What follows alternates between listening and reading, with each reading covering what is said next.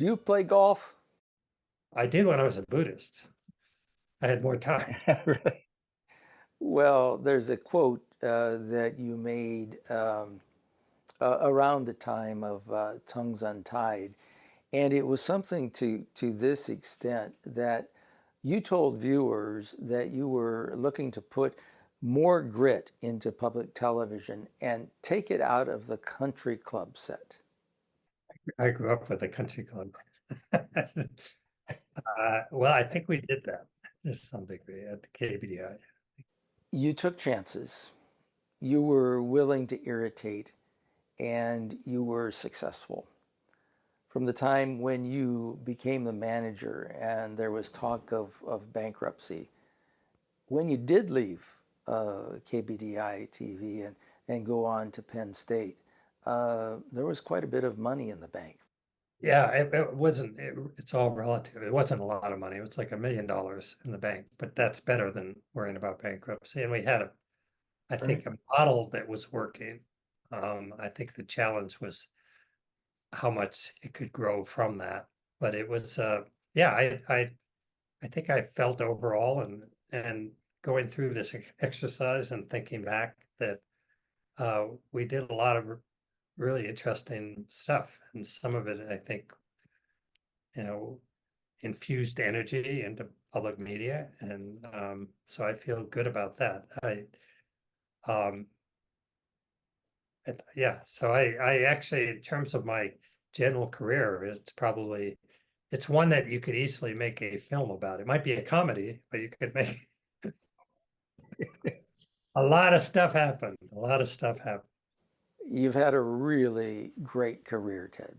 It has forced me to do things to grow in different ways. I think that has been, on the one hand, I'm happy now to be in a place where I'm looking back on things, but it did kind of push me into arenas that brought out, strengths of mine and probably also weaknesses at different points. But it really put me in the middle of a lot of things that, I guess, what's that cliche about being in the arena, that kind of in the middle of things, and I think I enjoyed that.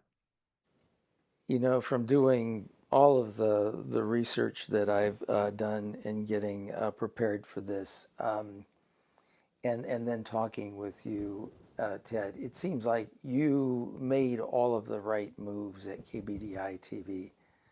But is there something that you would have done differently? Uh,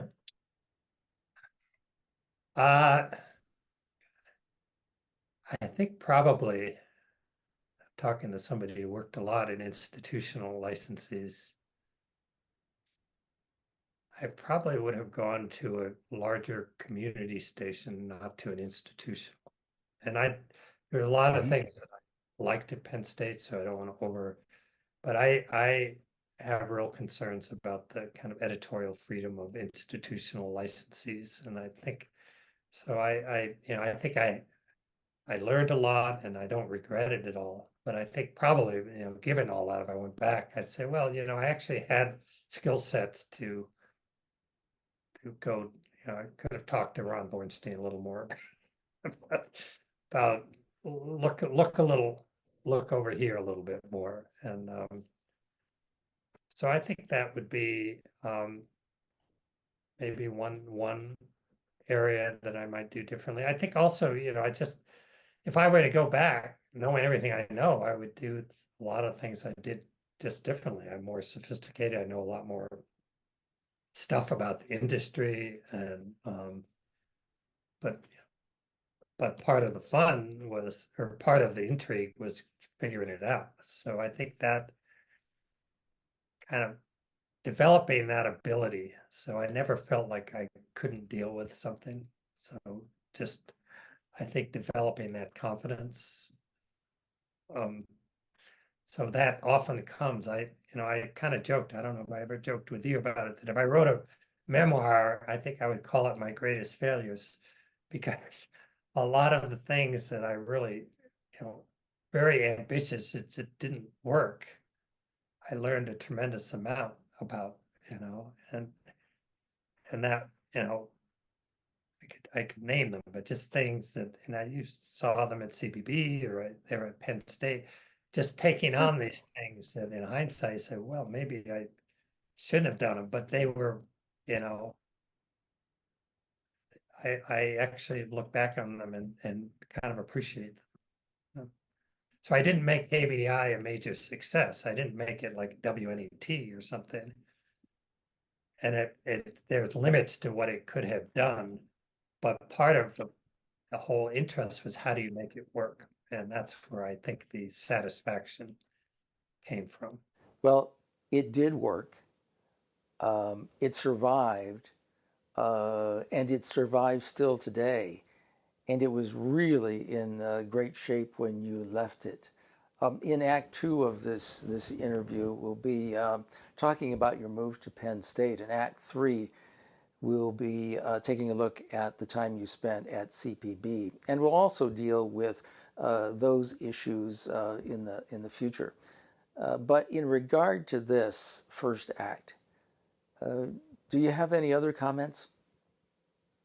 Uh, I think you have done a remarkably thorough job of making sure we went through all those. I mean, I think we've covered, there are a few things that are, but I think we get a sense of it. And I appreciate you leading me through this and making me think about it.